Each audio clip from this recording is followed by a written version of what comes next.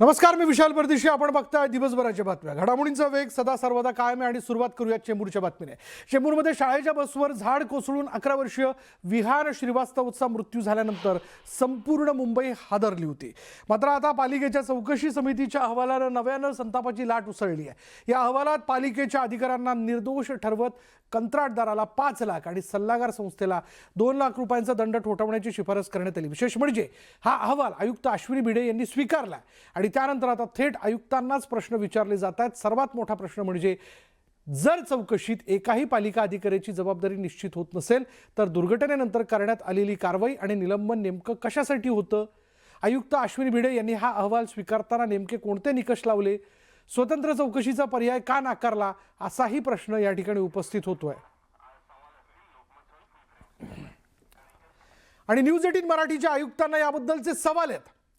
आमचा पहिला प्रश्न असा आहे की 11 वर्षीय मुलाचा जीव गेला आणि त्याची जबाबदारी फक्त 7 लाख रुपयांच्या दंडात संपली का? दुर्घटनेनंतर 2 अधिकाऱ्यांना निलंबित करण्यात आलं होतं. मग चौकशीत अचानक सर्व अधिकारी निर्दोष कसे? चौकशी समिती ही पालिकेतीलच अधिकाऱ्यांची होती, त्यामुळे चौकशीची निष्पक्षता सुरुवातीपासूनच संशयाच्या भोवऱ्यात. स्थायी समिती अध्यक्षांनी यापूर्वीच बाह्य संस्थेमार्फत चौकशीची मागणी केली होती.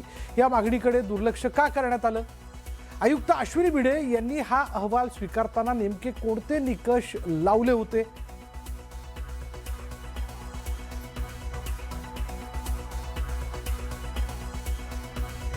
आणि याचबद्दल आमचे प्रतिनिधी सुमित सावंत आपल्याबरोबर आहेत.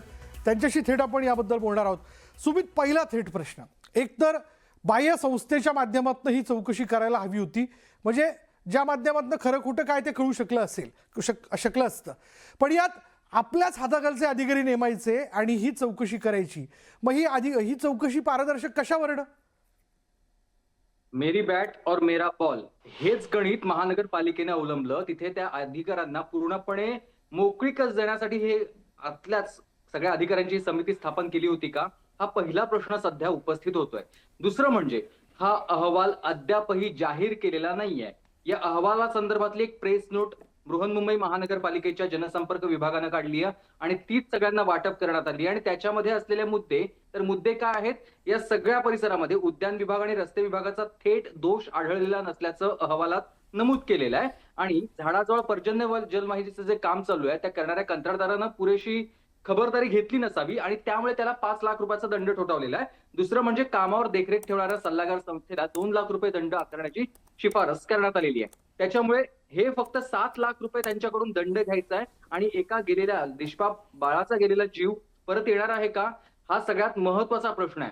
त्यामुळे सातत्यानं जी मागणी, खरं तर आता महापौर आज म्हणत होत्या की महापौरांनी आज प्रतिक्रिया देताना म्हटलंय की हा रिपोर्ट आम्हाला मान्य नाहीये. दुसऱ्या बाजूला काही दिवसांपूर्वी किंवा काही आठवड्यांपूर्वी ज्यावेळी ही दुर्घटना घडली त्यानंतर स्टँडिंग कमिटी चेअरमन आहे आणि त्यांनी असं म्हटलेलं होतं, पालिकेला खरं तर त्यांनी निर्देश दिलेले होते की तुम्ही थेट आपल्या अधिकाऱ्यांच्या मार्फत चौकशी न करता बाहेरची संस्था नेमा आणि त्या बाहेरच्या संस्थेमार्फतच चौकशी करा, जेणेकरून ही निष्पक्ष चौकशी होईल. मात्र त्यांच्या निर्देशांकडे किंवा त्यांच्या आदेशाकडे थेट केराची टोपली त्यांना दाखवण्यात आली किंवा दुर्लक्ष करण्यात आलं. म्हणजे हेच झालं की अधिकाऱ्यांना पाठीशी घालायचं होतं, म्हणूनच ही चौकशी अधिकाऱ्यांच्या मार्फत किंवा महानगरपालिकेचे जे संबंधित अधिकारी आहेत त्यांच्या मार्फतच करण्यात आली आहे का, असा सवाल उपस्थित होतोय. किंवा तशी शंका थेट विरोधक तसं सत्ताधारी जे पक्षातले लोक आहेत, नगरसेवक आहेत किंवा थेट पदाधिकारी, महापौरांसारखी व्यक्ती देखील म्हणते, प्रथम नागरिक आहे मुंबईची, आणि त्यांचं देखील हेच म्हणणं आहे की हा रिपोर्ट आम्हाला मान्य नाहीये.